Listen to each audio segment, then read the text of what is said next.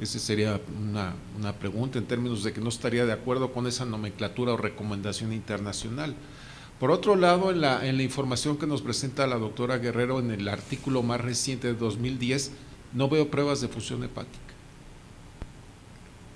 ¿Qué tanto prestamos de atención a nuestros enfermos con SMD, los resultados de pruebas de funcionamiento hepático? Habría que recordar que una simple disfunción hepática transitoria o profunda en los enfermos son capaces de imitar un síndrome mielodisplásico, porque hay hiperesplenismo y no le hacemos caso y no están puestos en las indicaciones. ¿Con qué frecuencia a nuestros enfermos les pedimos las famosas mediciones de hematínicos, hierro, fólico, vitamina B12? Sí, no, lo estoy dejando así abierto como preguntas para la doctora Guerrero, para el doctor Carlos Hernández, para que el resto del público se anime a participar. Son preguntas en relación a esto. Quizá lo más problemático en nuestro país sea la citogenética, ¿okay? Creo que la biopsia de hueso ya se ha puesto como una parte obligada en nuestros enfermos, cosa que hacía falta que sucediera. En relación al uso de los quelantes de hierro, pues sí, yo creo que nadie del auditorio estaría en contra del uso de los quelantes de hierro. El problema es el costo de los quelantes de hierro. También habría algunas preguntas abiertas de que es muy interesante, y el doctor Hernández así termina su comentario principal, es de que muy probablemente hay otros mecanismos distintos a la asociación de sobrecarga de hierro, quelación y mejoría de la hematopoiesis, porque curiosamente con descensos minúsculos de ferritina, que son de 200 unidades, ¿okay?, hay una mejoría hematológica, lo que hace pensar que probablemente estén involucrados otros mecanismos. Entonces, pues yo sí los invito a que hagan sus preguntas, que participen y que se haga una sesión que, dado los ponentes, que hicieron un excelente trabajo, amerita que haya una igual discusión en términos de lo que nos presentaron. Gracias. Bueno, si la doctora quiere contestar.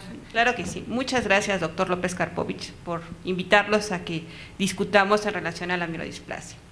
Ciertamente, tiene usted razón, el diagnóstico de mielodisplasia no es difícil. No es difícil para los hematólogos, para los que estamos aquí, y como les comentaba, bueno, en Estados Unidos tienen otra técnica. Bueno, esto lo ve el patólogo y nosotros tenemos la oportunidad de ver esa médula ósea y muchas veces hacer el diagnóstico. Lo comenté a propósito de que es difícil el diagnóstico. ¿Por qué? Porque a veces en nuestro hospital, que es un hospital de tercer nivel, el paciente llega no con 6 meses de evolución, con 1 año, 2 años, y que tiene una anemia y que lo están transfundiendo y que no se piense en una mielodisplasia.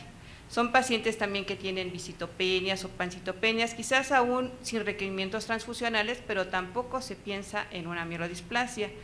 Entonces, lo más importante para el diagnóstico de la mielodisplasia es tenerla en mente, saber que está ahí, saber que existe. Y yo creo que entre nosotros los hematólogos esto no es difícil, ya la conocemos.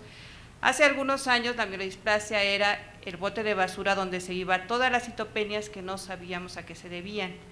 ¿Por qué? No teníamos cariotipos, no teníamos quizás suficientes recursos para tener unas buenas biopsias de hueso, y entonces muchas veces el paciente tenía una citopenia no tan importante, no concluíamos, no había cambios dispoyéticos tampoco tan importantes, y entonces ese caso se quedaba ahí como una citopenia, y afortunadamente no requería ningún tratamiento en ese momento. Después ya nosotros tenemos otros recursos. Bueno, quizás los tengan en todos los hospitales, pero en especialidades también carecemos de cariotipo. Entonces, a veces es difícil, más que diagnosticar, quizás clasificar estas mielodisplasias. Es difícil tener todos estos estudios para poder decir qué tipo de mielodisplasia es. Pero si nos basamos en un estudio minucioso de la morfología de la médula ósea, pues nosotros podremos decir si es una citopenia refractaria con displasia unilinaje, multilinaje, o si es una AREP o si es una AREP-T, que en este caso también es muy importante revisar todos los criterios de la OMS para que nosotros nos pongamos de acuerdo y hablemos el mismo idioma.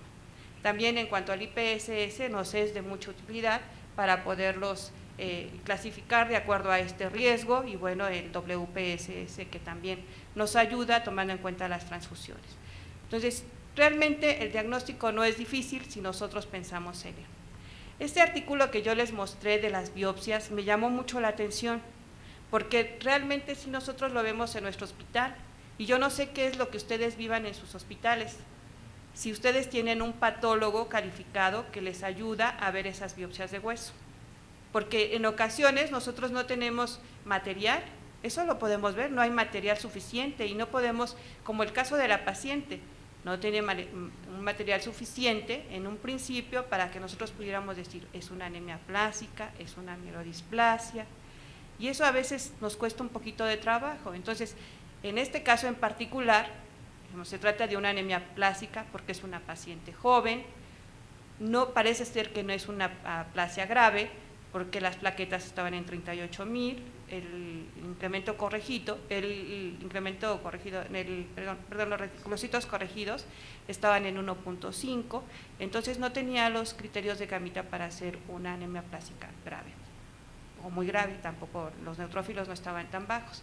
Pero llama la atención la evolución que tuvo esta paciente, 20 años, esto no es común verlo, o sea, no sé con qué frecuencia ustedes tengan una paciente que fue una anemia plásica no muy grave, que está 20 años y que después parece ser que viró a una mielodisplasia, porque sí encontramos después en una biopsia de hueso, 10 años después, que tiene una celularidad mayor, que tiene ya cambios dispoyéticos importantes, pero el cariotipo sigue siendo normal.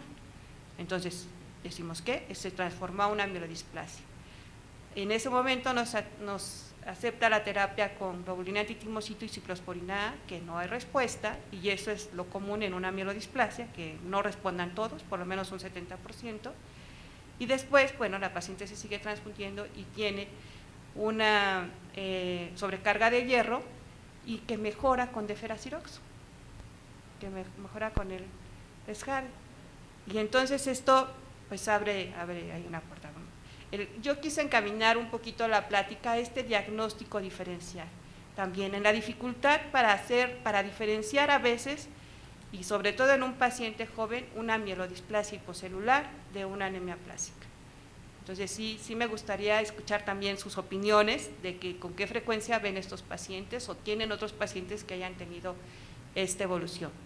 Ahora, en cuanto al diagnóstico, sabemos que también el diagnóstico de mielodisplasia es un diagnóstico de exclusión y que hay que hacer otros estudios, porque también tenemos otras situaciones que nos causan dispoiesis y otras situaciones que nos causan citopenias.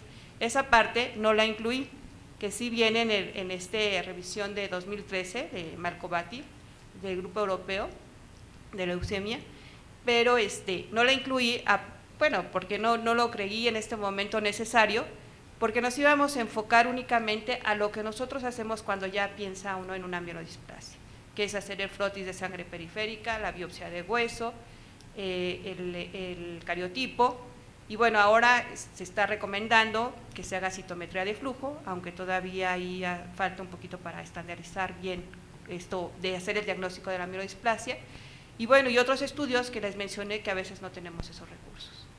Pero le agradezco mucho su comentario, doctor. ¿Alguien desea realizar alguna pregunta? Sí, doctora. Buenas noches. Se me hizo extraordinaria su ponencia, que de los tres quisiera felicitarlos y quería hacerle una pregunta simple al doctor. ¿Por qué no se mencionó en el tratamiento quelante el beneficio que tiene para los pacientes trasplantados, el hecho que no hubiera una falla en el trasplante